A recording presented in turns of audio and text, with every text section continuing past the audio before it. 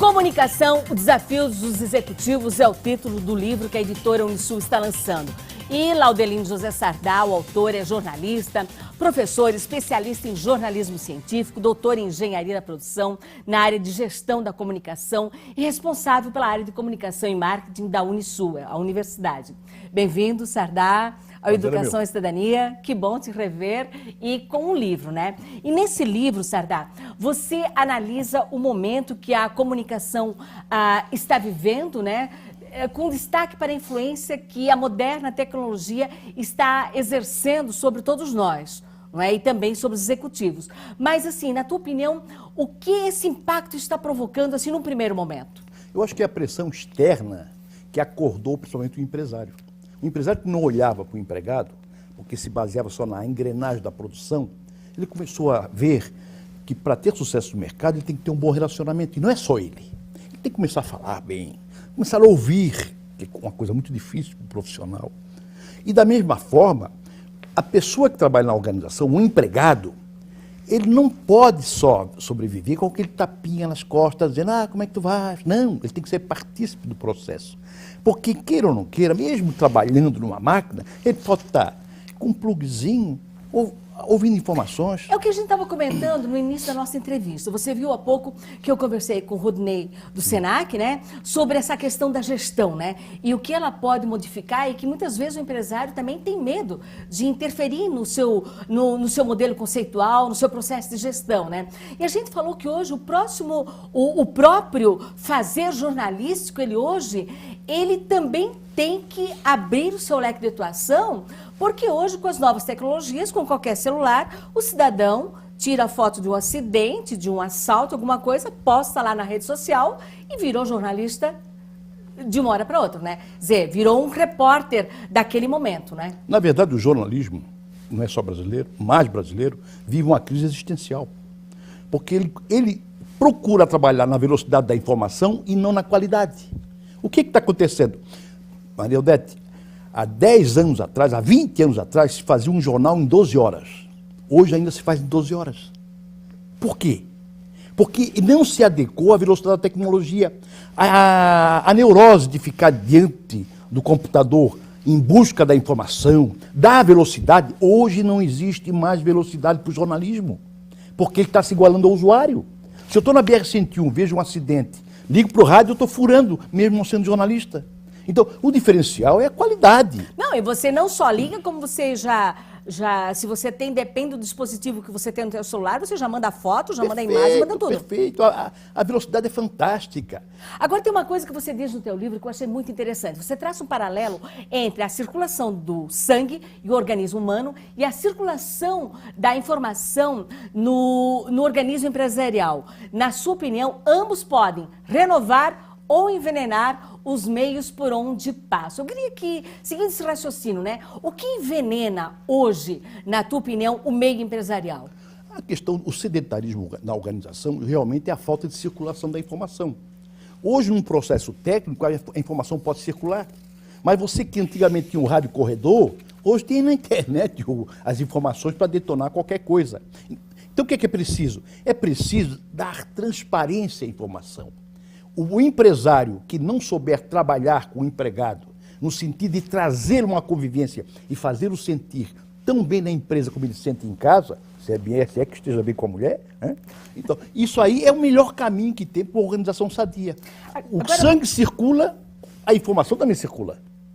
Sim. Se o sangue, um corpo que tem síncope, é porque o sangue não circulou. Uma organização sofre uma síncope porque a informação não está circulando. Bem, para realizar esse livro, você conversou com pessoas do meio da imprensa, você fez uma grande pesquisa, inclusive com empresários. Então, a gente sabe que atualmente é moderno falar em cidadania, em gestão, em circulação de informação, mas a gente sabe que na prática a teoria é outra, não é? Nessas conversas, nessas entrevistas que você realizou, o que pega? Onde é que está a trava, tanto para um como para outro? A maior trava é que o empresário está se acordando assustado com a pressão do mercado. Porque mercado hoje é relacionamento, não basta só um bom produto. Quantas empresas estão falindo com um bom produto, mas não conseguiram sobreviver? O relacionamento.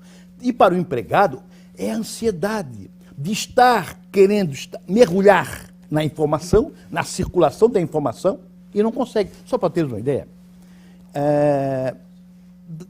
de Gutenberg a offset, a máquina offset, foram necessários 6 séculos. Da telex, aquele que cuspia matéria, e levava 10 minutos para cuspir 20 linhas de matéria, a internet foram 11 anos, pouco mais de 11 anos.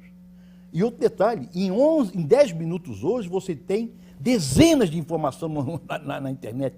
Agora, como trabalhar tudo isso? Claro, a organização, também eu enfatizo isso, precisa organizar-se, capacitar, discutir com o empregado a questão da organização do tempo. Traçar metas objetivas, estratégias. Perfeito. E incluir a equipe, né? Se você, por exemplo, tem uma empresa de cosmético e tem um empregado lá que é abelhudo, vai para a internet, pesquisa bastante, ele é capaz de acrescentar algo novo para o produto. Claro. Por que isso não pode acontecer? Claro. Então, essa reserva dentro da organização... Ter essa abertura, não é? Tem que ter essa abertura, tem que ter essa convivência aberta, democrática, uma discussão ampla, sob pena de a empresa continuar fechada, não conseguir se relacionar, como faz, por exemplo, alguns supermercados. Você entra no supermercado, aquela menina decorou aquela frase. O senhor conseguiu tudo que queria, que procurou. Por que ela não pode conversar naturalmente? Porque a empresa impõe um modelo, que é um equívoco. E nesse teu próprio livro você elenca algumas ideias, algumas sugestões. Bom, quer ver um detalhe? Eu vou dar um exemplo fictício. Um médico, olha só, um médico subia a escadaria do hospital sempre de manhã, ia para a sala de cirurgia. Um dia puxaram o jaleco dele, um guri, salve meu pai, por favor, salve meu pai. Ele não sabia se ia correr por cirurgia ou salvava o pai, o homem, foi salvar. E salvou. No dia seguinte, o que aconteceu? O guri com o jaleco dando uma flor para ele. Ele caiu em prantos, dizendo que em 46 anos de cirurgia nunca tinha visto o rosto que ele guardou, que é o homem que caiu com problema no coração. Esse é o nosso grande mestre, Laudelino José Sardá. Sardá, muito obrigada. Sucesso para a comunicação, o desafio dos executivos. Muito obrigada pela presença aqui no Educação e Cidadania. O prazer foi meu. Sucesso. Eleições municipais para prefeitos em todo o Brasil. Esta é uma ação de cidadania.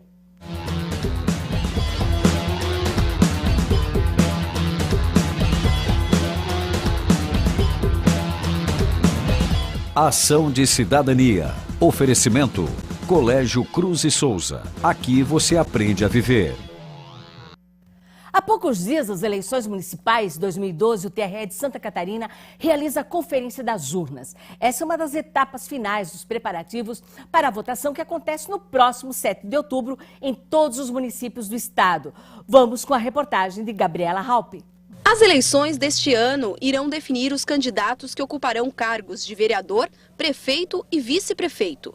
Se nenhum candidato a prefeito e vice-prefeito alcançar a maioria dos votos no primeiro turno, será realizada nova eleição com os 2 candidatos mais votados concorrendo no segundo turno. A urna recebe no caso, não uma nova configuração, mas um aviso de que ela vai trabalhar no segundo turno, né? Naqueles municípios onde existirão o segundo turno. E sim, é feita uma nova verificação de lacres, uma nova audiência, presença de chaves, a limpeza, tudo novamente. Para exercer o direito do voto, o eleitor que não estiver com o título em mãos no dia das eleições deverá apresentar ao mesário um documento oficial com foto, que pode ser a Carteira Nacional de Habilitação, a Carteira de Identidade, a Carteira Profissional, o passaporte ou outro documento qualquer oficial com foto do mesmo valor legal. É interessante o eleitor levar o título para que ele saiba o local onde ele vota e a sessão em que ele vota, para que ele não chegue deslocado no dia da eleição. Terão preferência para votar os candidatos, juízes e auxiliares, servidores da Justiça Eleitoral em serviço, promotores eleitorais, policiais militares em serviço, eleitores maiores de 60 anos, enfermos, eleitores com deficiência ou mobilidade reduzida e mulheres grávidas ou lactantes. Para o deficiente visual, as urnas eletrônicas têm dispositivos que permitem ao cego exercer regularmente a sua cidadania, como, por exemplo, a tecla em braille. Há também na tecla número 5, que é a tecla central do teclado da urna, para que o cego possa se localizar. E também o fone de ouvido. Há algumas urnas onde há informação que existem pessoas cegas, que é disponibilizado um fone de ouvido com som. Eleitores que por algum impedimento não puderem comparecer à sessão de voto no dia das eleições devem justificar a ausência em até 60 dias após a data de cada eleição. Toda justificativa é válida desde que ela seja feita no dia da eleição em município diverso do município que o eleitor vota, ou após as eleições o eleitor tem 60 dias para justificar, mas nesse caso ele precisa trazer um motivo justo pelo qual ele não compareceu no dia da eleição. Um ótimo domingo para você e não deixe de visitar o blog da Educação e Cidadania. Até!